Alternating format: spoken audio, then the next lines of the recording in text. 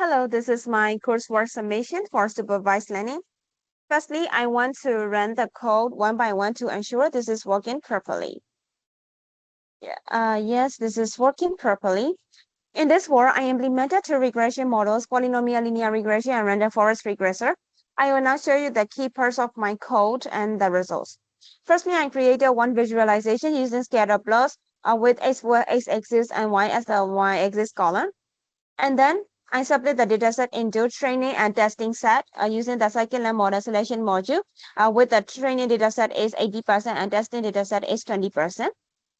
After that, I chose two regression models, that is polynomial linear regression and random forest regressor. Firstly, I chose polynomial linear regression models as it allows me to capture nonlinear relationships between the input features and the output.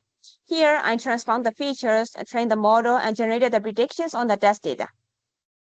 After that, I trained a random forest regressor with 100 decision trees. Unlike polynomial linear regression, this model automatically handles nonlinearities and feature interactions.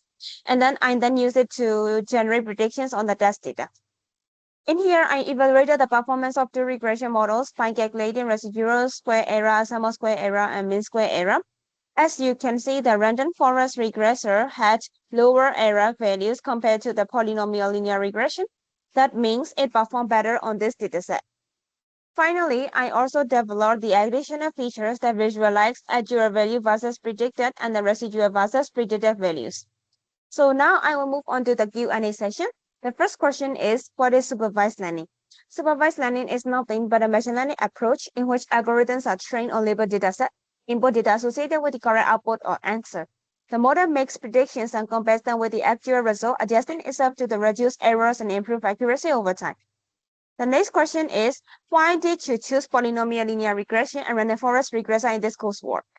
I chose polynomial linear regression as it extends simple linear regression and can capture nonlinear relationships between features and the output, making it suitable for this dataset.